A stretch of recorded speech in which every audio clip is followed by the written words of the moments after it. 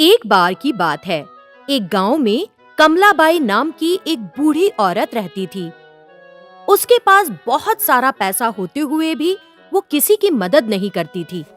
उसके कंजूस होने की वजह से सब उसकी उपेक्षा करते थे। कमलाबाई उसके पास जितना भी पैसा और सोना था, उसे एक बर्तन में रखकर अपने घर के बीच में गाड़ रखा था। वो उस पर एक पुरानी चटाई बिछाकर सोती थी। एक दिन एक साधु गांव में आया। कमलाबाई के बारे में कुछ ना जानते हुए वो उसके घर के सामने एक पेड़ के नीचे बैठ गया। साधु को देखा तो कमलाबाई ने सोचा कि वो उसके घर उसे लूटने आया है, तो उसने उठाया एक बड़ा सा डंडा और उसके सर पे दे मारा। अरे बदमाश, अभी भी मेरे पेड़ के नीचे बैठेगा? तेरी ऐसी हिम्मत! तुरंत वो साधु उठा और अपनी चीजें लेकर भाग गया। फिर उसने गांव के लोगों से कमलाबाई के बारे में पता किया। वो कमलाबाई, वो तो बहुत कंजूस है, किसी की मदद नहीं करती। बुढ़िया के पास पैसा बहुत है, लेकिन देती किसी को नहीं। कमलाबाई दान दक्षिणा कुछ नहीं करती।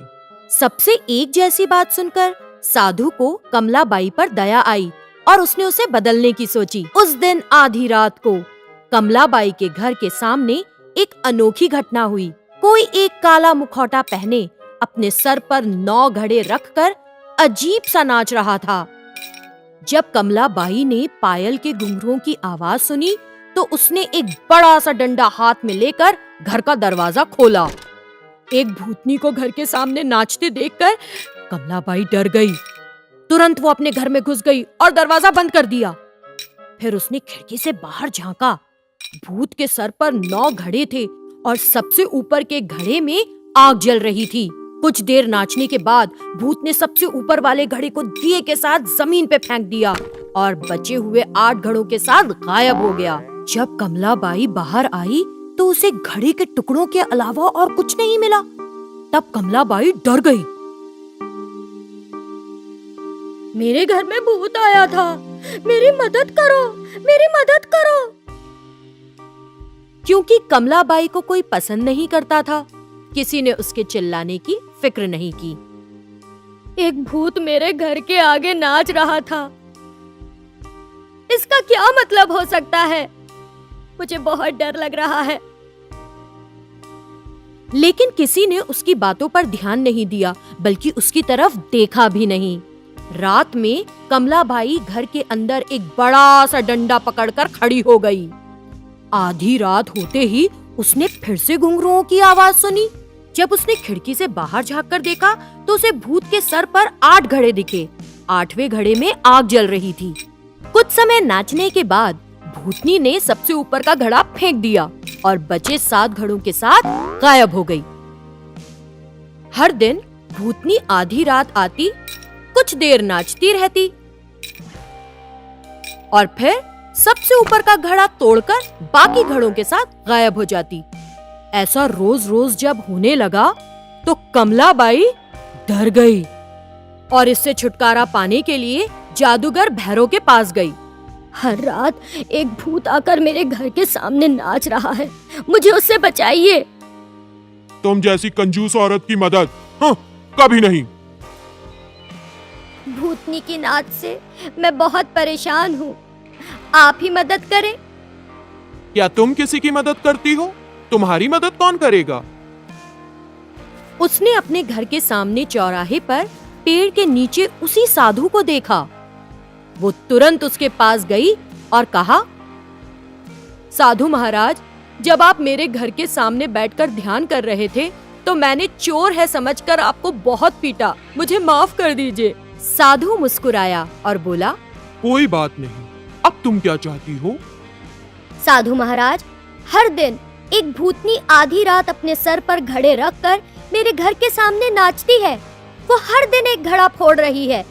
फिलहाल उसके सर पर 5 घड़े हैं। इसकी वजह न जानकर मैं पागल सी हो रही हूँ। आपको मुझे उस भूत से बचाना होगा। साधु ने सोचा और नहीं में सर हिलाने लगा। कोई उपाय नहीं कमलाबाई, तुम्हारे आखिरी दिन आ गए हैं। ऐसा इसलिए क्योंकि भूतों का सरदार उन्हें छोड़कर कहीं चला गया है। इस वजह से सारे भूत निसहाय हो गए हैं। समूह छोड़ते वक्त भूतों के सरदार ने उनसे कहा कि तुम उनकी सरदार बनने योग्य हो, इसलिए वो भूत तुमको अपने साथ ले जाने की कोशिश में हैं। अगर तुम बहुत समय जीवित रही तो ये कैसे मुमकिन होगा? इसीलिए वो अलग अलग तरीकों से तुम्हें ले जाने का प्रयास कर रहे हैं। जैसे ही बचे हुए 5 घड़े फूट जाएंगे, तुम मर जाओगी। हे ईश्वर, आपको मुझे उनसे बचाना होगा। मैं अपनी सारी जमा पूंजी आपको दे दूंगी, कृपया कुछ कीजिए।